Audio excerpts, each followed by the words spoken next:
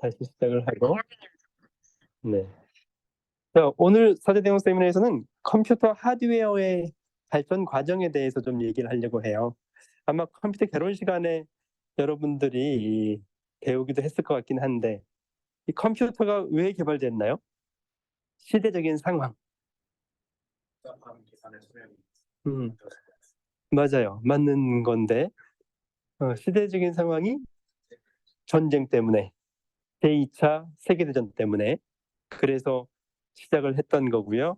주로 이제 러시아군하고 미국 미연합군하고 암호를 해독해야 되는데, 그래서 이제 전쟁을 하면 군인들도 막 전쟁으로 가서 이제 총 들고 싸워야 되잖아요.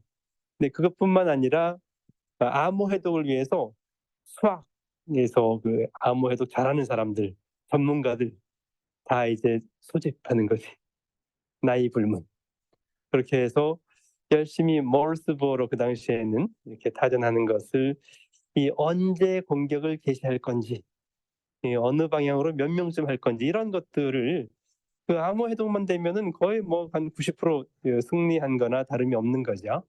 근데 그 암호 해독하는 게 너무 단순 반복적인 복잡한 계산을 많이 하기 때문에 사람이 해가지고는 너무 늦어서 안 되겠다. 그러면 어떡할 거냐? 기계를 만들자라고 해서, 이제 그 당시에는 전기공학, 그 당시 전자과도 없었거든요.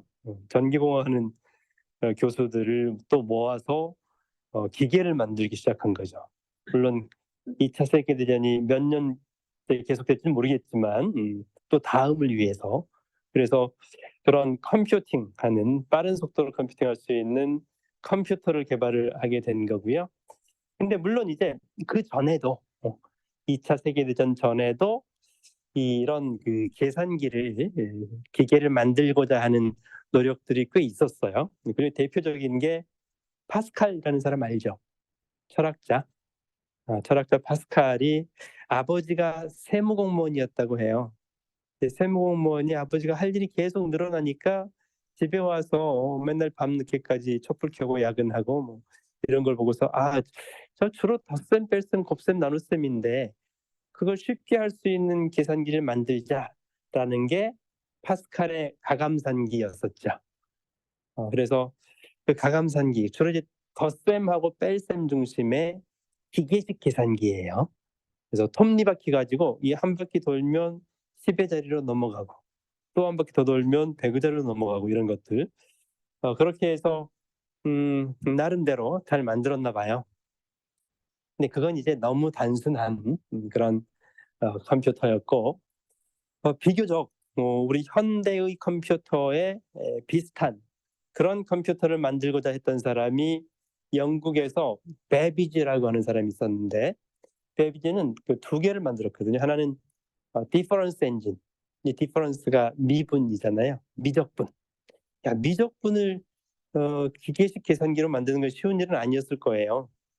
어쨌든 그런 디퍼런스 엔진을 만드는 시도를 했었고, 또 그 다음에는 애널리틱 엔진. 이 애널리틱 엔진이라고 하는 게 요즘 컴퓨터랑 정말 비슷해요. 그러니까 요즘 컴퓨터랑 비슷하다는 의미가 뭐냐면 저장 장치가 있었다는 거, 스토리지. 이 기계식 톱니바퀴를 큰 거 작은 거 10대 1로 이렇게 해가지고 저장은 안 되거든요. 일단 1차적으로 뭐 2 더하기 3을 5로 저장해 놓고 그 저장한 걸 가져다가 다시 사용하고, 이건 쉬운 일이 아니었던 거죠. 그 톱니바퀴 기계식 계산기 가지고는. 어쨌든 그런 기계식 계산기 기술 수준에서 값을 저장했다가 꺼내서 사용할 수 있는 그런 식. 그 다음에 명령어들을 순서대로 처리하잖아요. 그렇게 해서 문장 바이 문장으로 계산하는 이런 형태의 이 기계식 계산기를 해석기계라고 이렇게 만들어서 했는데, 결국 기계식 그 수준만 가지고는 그런 복잡한 기계를 완성하기는 어려웠어요.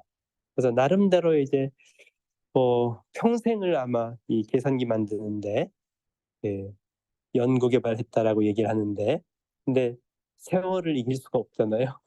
나이가 들어서 이제 어쩔 수 없이 세상을 하직할 무렵이 됐을 때 아들을 불러놓고 아들아, 내가 못다한 걸 네가 좀 이어서 해주렴 했는데 가능했을까요?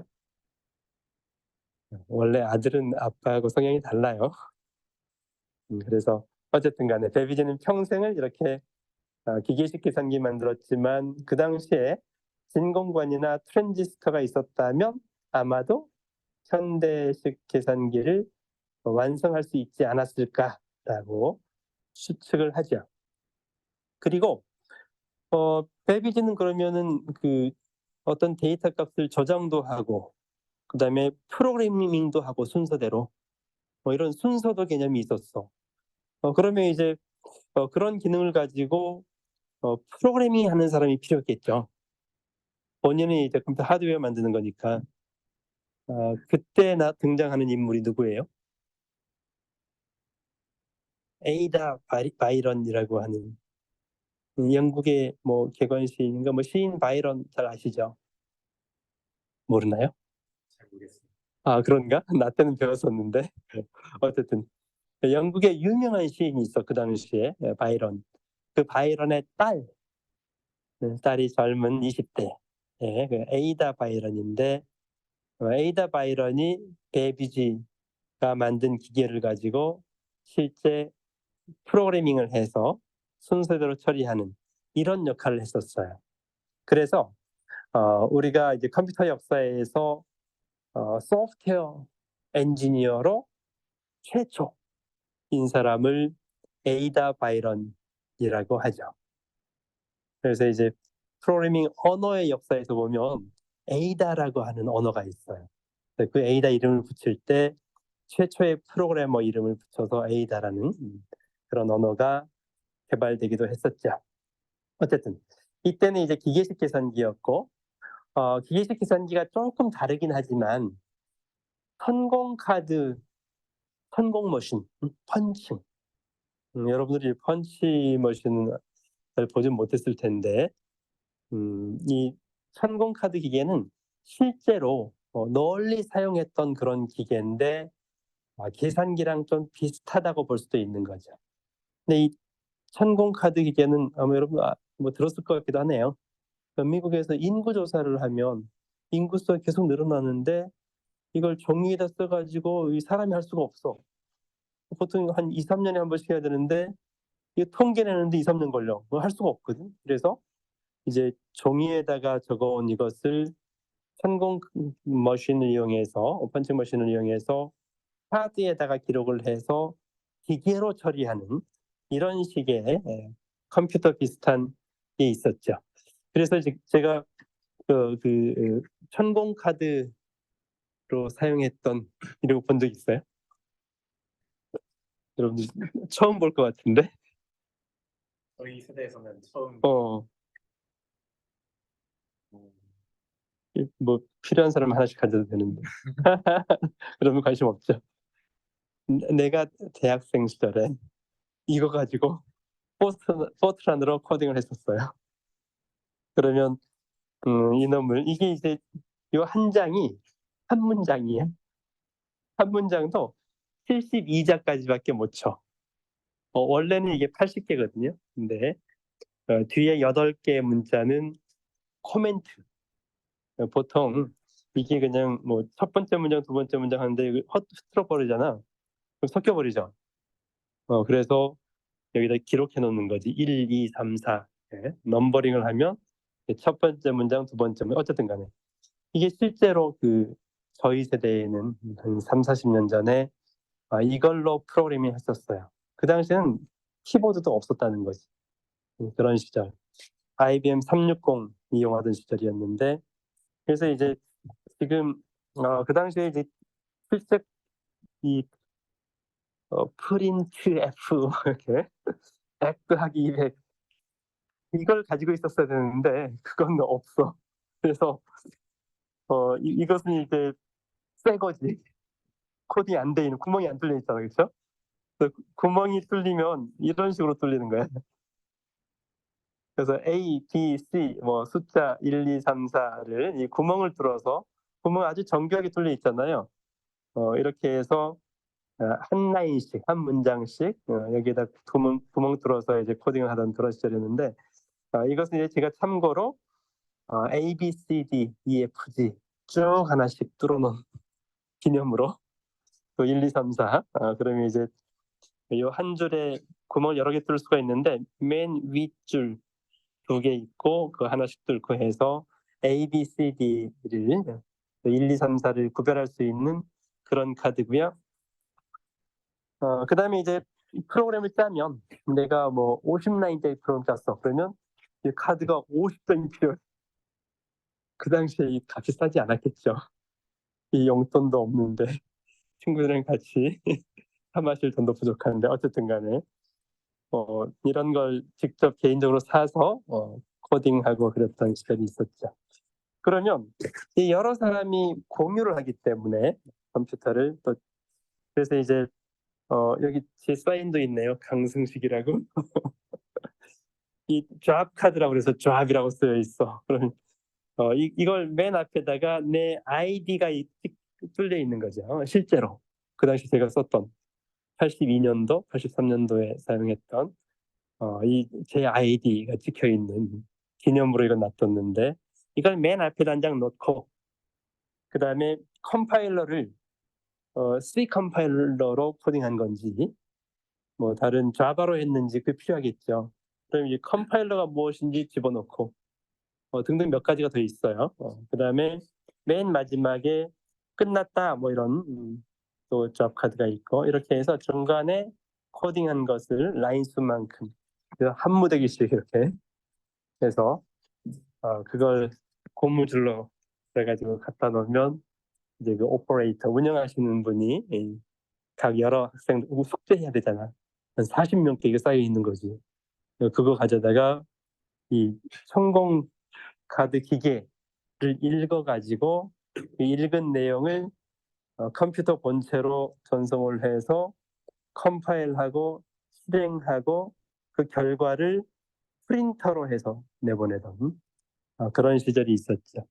그러니까 저는 운이 좋게도 그렇게 컴퓨터로 처음 하던 시절부터 한 40년 동안 역사를 쭉 봐왔던 그랬었네요. 어쨌든 그런 이제 천공카드 기계가 기계식 계산기랑 비슷한 건데 나중에 실제 컴퓨터에 결합해서 그 부속 기계로 프린터처럼 이렇게 입력 장치, 키보드 대신 입력 장치로 사용하기도 했었다는 거죠. 그런 시대가 있었고요. 네.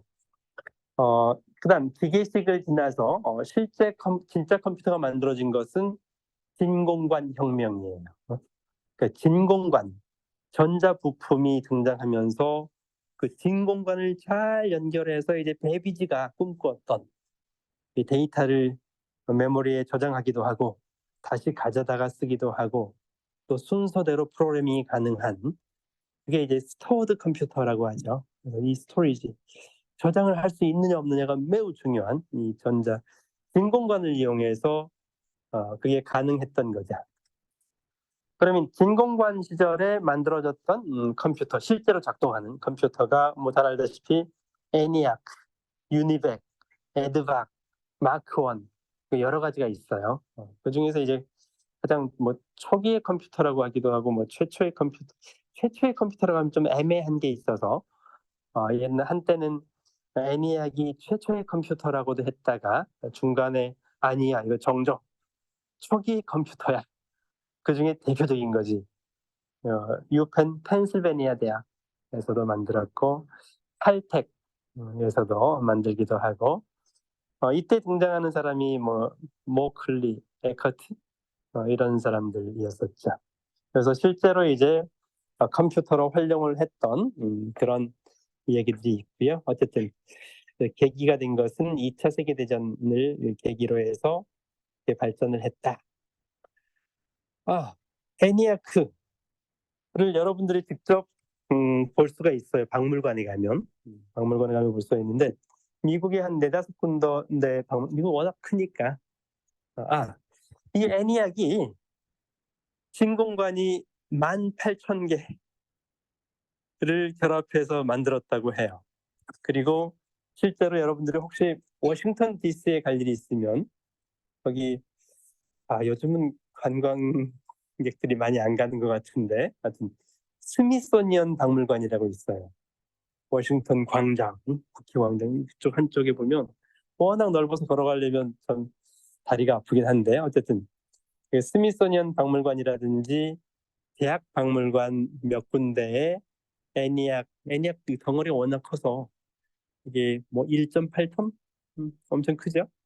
그리고 이보다 더 큰 공간에 이 애니악 한 대가 있어요.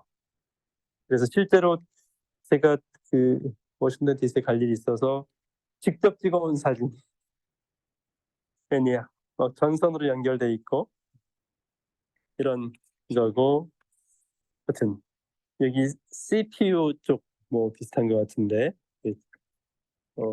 정리하다 보니까 사진이 있어서 그때 찍었던 그 당시에는 키보드가 없다고 그랬죠. 코딩을 어떻게 해요? 기계어로 코딩해요. 기계어 덧셈 명령 그러면 뭐 00011 뭐 이렇게 있겠죠. 이진수. 그럼 스위치가 달려 있어. 스위치 여러 개 달려 있으면 0010 1011 그러다가 그러면 이제 01을 온오프로 해가지고 표시하는 거예요. 이런 식으로 해서 입력을 하는 거지. 그래서 거기 보면은 여기 찾아보면은 그런 그 스위치들도 있고 어쨌든 참 재밌어요. 이렇게 요것은 이제 제가 참고하라고 대충 보여준 거고 여기 클릭해 놓은 것에 보면 제가 보여줬던 여기 애니악 이 똑같아요. 제가 찍어온 사진이랑 애니악의 모습, 그 사람 키 이게 전체다가 다 지금 애니악 컴퓨터인 거죠. 진공관 18,000개를 연결해서 그런 걸 알 수가 있고요. 여러분들 프로그램 짜다가 디버기 간다고 하잖아요. 디버기 얘기 들으셨죠?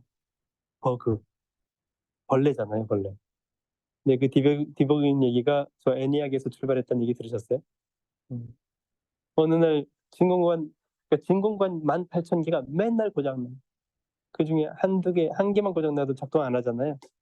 그러면 그 18,000개를 다 살펴봐야 돼. 어떤 놈이 나갔나.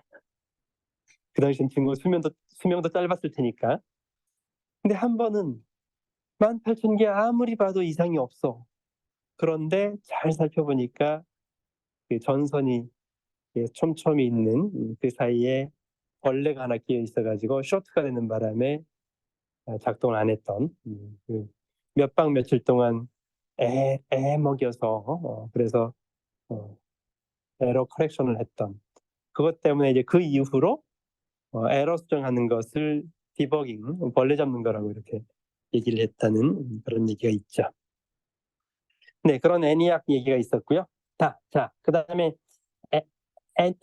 유니바이크, 뭐 에드박 이런 것들은 각자 여러 팀들이 주로 대학 전기공학 전공하는 그쪽 교수들이 서로 경쟁하면서 더 좋은 컴퓨터를 만들기 위해서 그 과정에서 출연했던 게 이제 여러 개 컴퓨터가 있는 거죠. 그건 이제 대학에서 연구 개발했던 그런 컴퓨터인 거고 상업용 컴퓨터는 아시다시피 IBM이 처음 상업용으로 해서 판매를 하는데 그 고객이 누굴까요? 주요 고객 주로 맞아요. 저 아까 그 천공 펀치머신 인구조사할 때 시간이 너무 많이 걸리니까 그 입출력 카드만 가지고 분류만 했었는데 그걸 프로그래밍을 해서 할 수 있도록 미국에서 구입을 해주는 하여튼 그 인구조사용 또 중요한 용도 중에 하나가 기차 시간표 스케줄링하고 어느 역에 몇 시에 도착하고 몇 시에 출발하고 이런 것들 또 티켓팅하는 것들 이런 용도가 주 용도였는데 그런 용도가 많이 발생하는 거지. 그래서 IBM이라는 회사는 재빨리 원래 IBM이라는 회사가 저거 공급하는 거였어요. 천공 카드 기계. 인구 조사를 빨리 할 수 있도록. 근데 거기에 컴퓨터를 붙이면 훨씬 빠르겠네. 그래서 컴퓨터를 만들어서 판 거죠. IBM 701. 이게 진공관 시대 때 실제 판매가 되었던, 그걸 계기로 해서 IBM이라는 회사가 지금까지도 이렇게 잘 되고 있는 그런 거고요. 진공관, 체육관 안에다가 18,000개 진공관을 연결해서 컴퓨터 하나를 만드는, 그랬었는데 다행히 전자공학 기술이 엄청 발전하면서 트랜지스터라는 게 나왔던 거죠. 트랜지스터는 진공관 이 손가락 크기만 하잖아요. 트랜지스터는 훨씬 작아요. 조그만. 그러면 부피를 엄청 줄일 수 있는 거죠.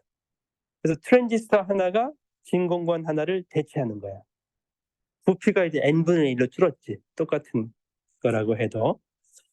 그런 시대에 나왔던 컴퓨터들이 디지털 코퍼레이션.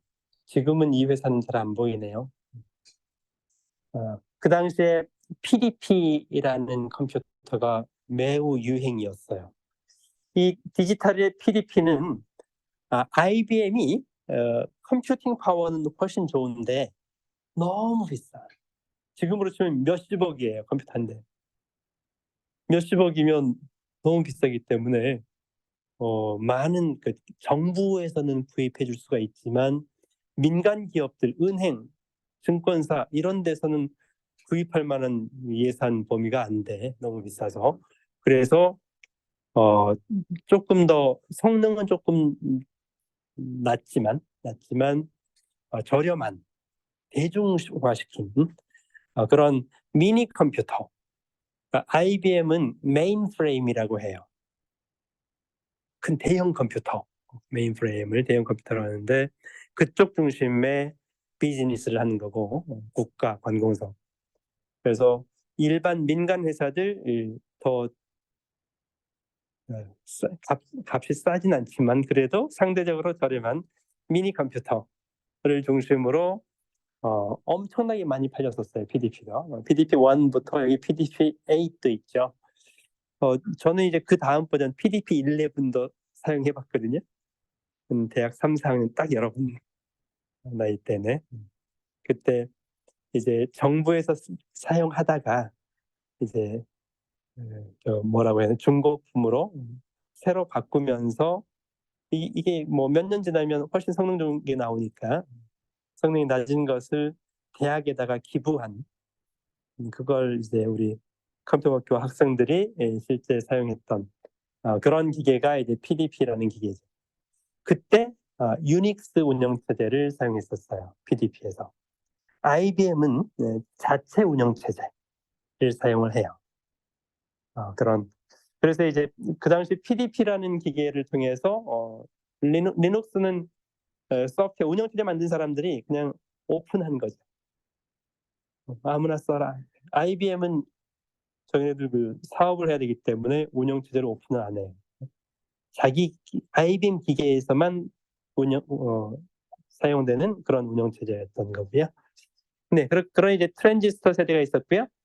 뭐 아시다시피 트랜지스터 여러 개를 1,000개, 10,000개, 10만 개를 IC, 인티그레이트 서킷, 이 칩 하나에다가 뭐 1,000개, 10,000개를 집어넣는, 그게 이제 IC 세대로 발전을 한 거죠. 뭐 IBM 1401이라든지 알테어 8800, 우리 잘 아는 개인용 컴퓨터로 애플 1, 애플 2.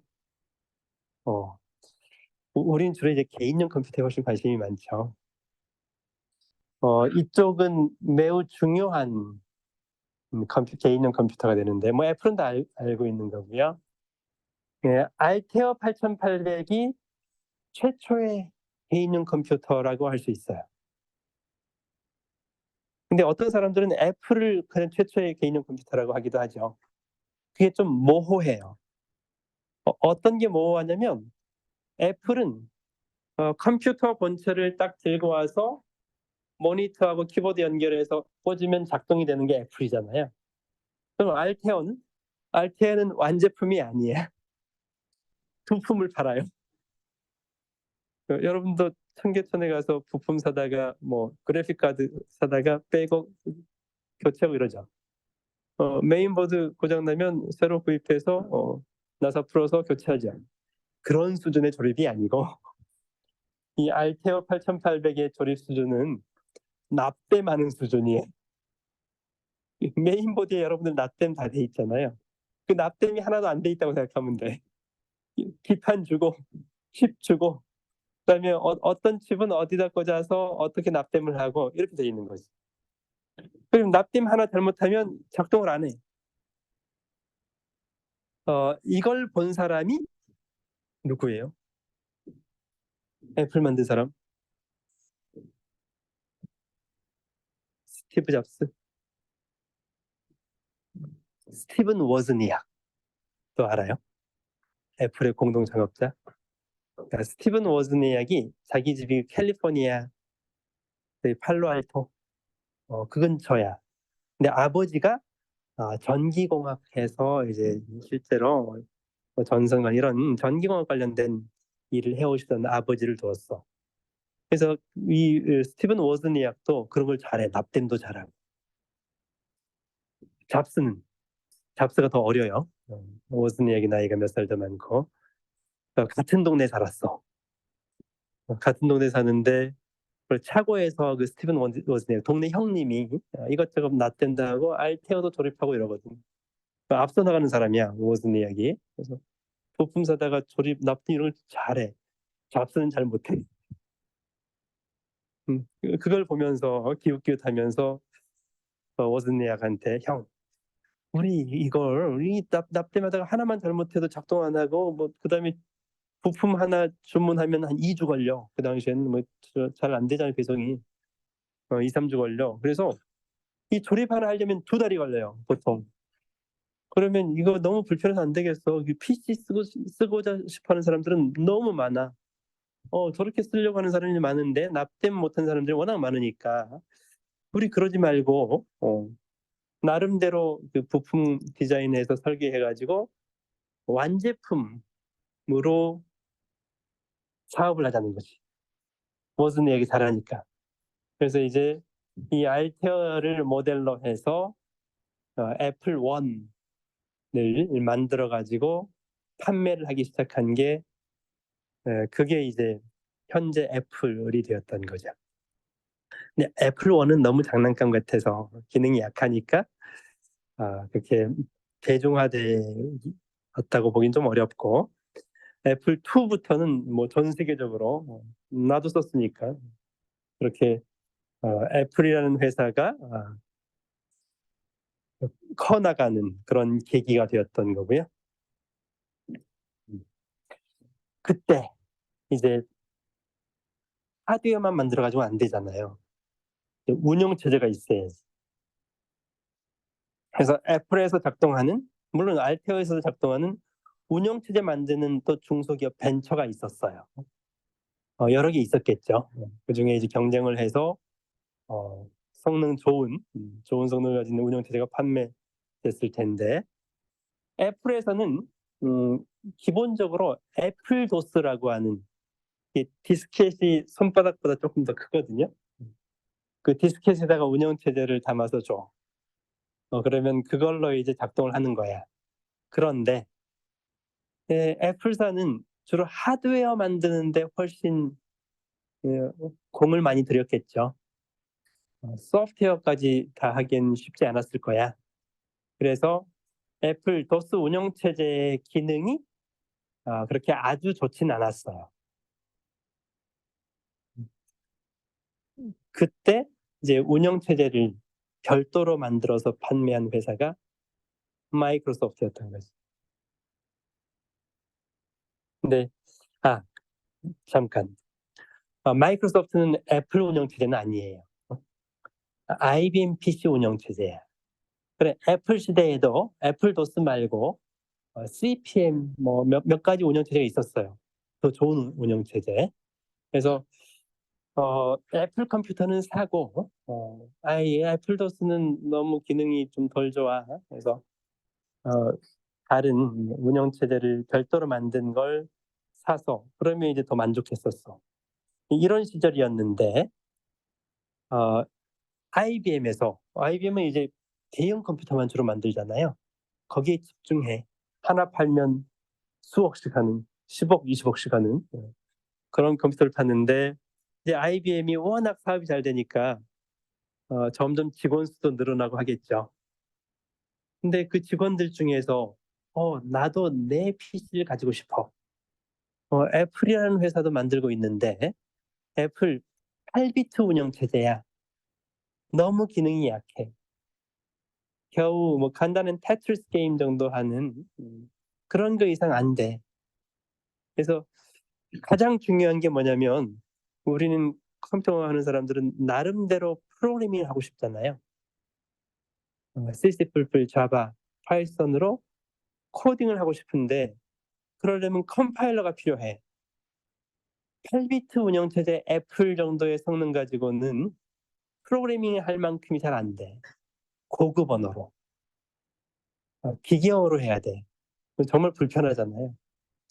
그러면 고급 언어로 프로그래밍을 하려면 파이썬, C, 자바 정도 이런 거 가지고 하려면 컴파일러가 있어야 돼. 근데 컴파일러가 애플에서는 메인 메모리도 너무 적고 그래서 시간이 다 돼버렸네. 그래서 안 되니까 IBM 직원들은 우리는 이제 8비트 말고 16비트 정도는 돼야지. 메인 메모리도 한 10배, 20배 정도는 되고. 그래서 이제 IBM PC 프로젝트를 한 팀이 해요. 하겠다고 하니까 IBM 본사에서는 그래, 뭐 우리 장사 잘 되는데 빚이 많은데 그래, 너희들 한 서너 명 해봐. 그렇게 해서 탄생한 게 IBM PC ATXT예요. 그런데 그 IBM사에서는 운영체제 만드는 만큼의 지원은 해줄 수 없어.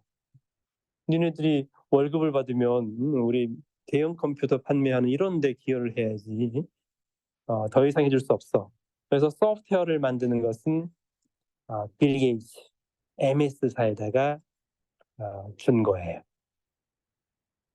여기까지가 하드웨어, 개인용 PC가 등장하기까지고. 자, 다음 시간에는 이제 마이크로소프트가 MS-DOS를 만들어서 어떻게 성공했는지, 이 소프트웨어 만드는 그 과정에 대해서 수업을 하려고 합니다. 오늘은 주로 이제 다 아는 얘기들이었죠. 네, 하여튼 그래서 오늘 수업은 여기까지 마치고 다음 주에 마이크로소프트의 MS-DOS, 마이크로소프트가 성장해온 과정들을 공부하기로 하죠. 예, 여기서 마치겠습니다.